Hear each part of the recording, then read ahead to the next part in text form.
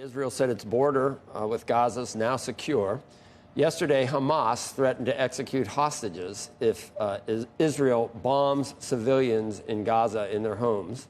Without warning, President Biden is set to address the nation about the war this afternoon from the White House. Joining us now with more is former Supreme Allied Commander of NATO, Admiral James Stavridis. Where to start here, Admiral? I mean, so you take hostages, you bring them back to Gaza, and you put them in civilian areas, and you surround yourself with civilians, and then you threaten Israelis if there's any bombing where civilians are injured, you start executing hostages. It's what is Netanyahu supposed to do when he hears something like that? Well, you start by calling all of this what it is, which is terrorism. These are acts of terror. This is akin to the 9/11 attack. And just a lot of people hear some of these numbers. You know, there have been hundreds of Israelis killed, and there are 150 hostages. To put that in context, Joe, for an American, you have to do the math of population adjustment. So if you have for example, 1,000 Israelis killed, I think it'll be well north of that ultimately. That's like 35,000 Americans killed on an equivalent 9/11 day. And by the way, on 9/11, there weren't hostages. So let's say there are 100 hostages. That would be 9/11 in the United States with 3,500 hostages. So you're right. To put your finger on hostages, what are they going to do? They're going to use very precision-guided strikes. That's what's going on now, going after various Hamas centers. And then step two, most important for the hostages and the hope for the hostage family, Israeli special forces. They'll be and are already infiltrating into Gaza, which is a very confused landscape that can be helpful to special forces. They will try and find and fix those hostages and then attempt extraction and rescue. That's the hardest military operation there is, particularly in dense urban environment like that. Israelis are very, very good at this. They have a lot of experience. We all saw them with hostages going back to the Olympics in '72. If you're a hostage family member, you are not waking up feeling good this morning. This is we talked about it. Talked about that yesterday, Admiral. That that if you do stick to Israel's prior notion that we'll do anything to release a hostage, and at this point, that almost gives the other side. If the other side knows you'll do that, that makes it more.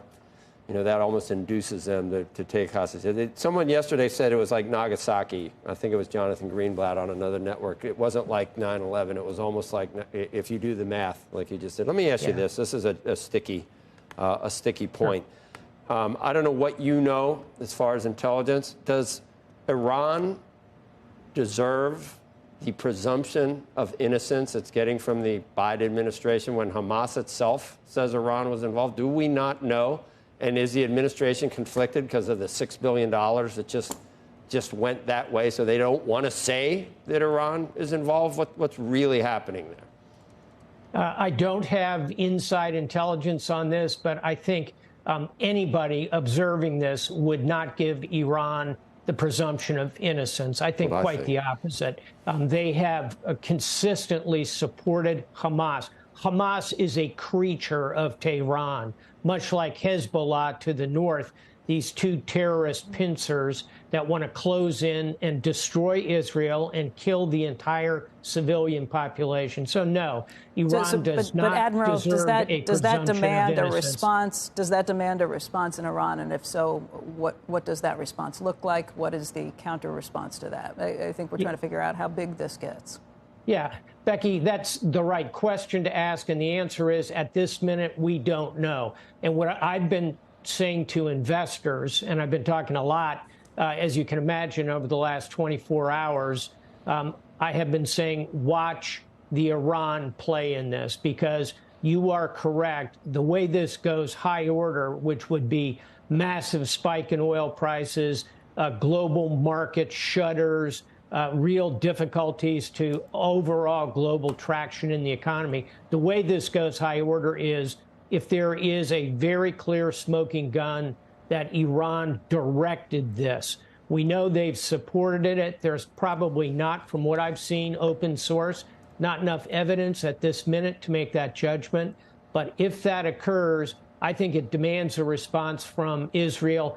Becky, that would probably be strikes to the north, going into Lebanon, where the Iranian-supported Hezbollah is. Here's another number, 130,000. That's the number of surface-to-surface missiles Hezbollah has to the north. I think that's where the Israelis go. Then Iran could respond to that. That's how the war widens. I think there's, let's be hopeful here, I think there's less than a 10% chance of that, because neither side really wants to expand in that dimension, and certainly the Biden administration is not looking for a wider war here. I'll close with this. That's why that aircraft carrier and its escorts have arrived in the eastern Mediterranean. Yeah, they're there to support Israel. They're also there to say to Tehran, don't even think about it, unleashing Hezbollah from the north. I think that's when the U.S. gets involved in this. Let's hope we don't end up there. I think it's a low probability at this point.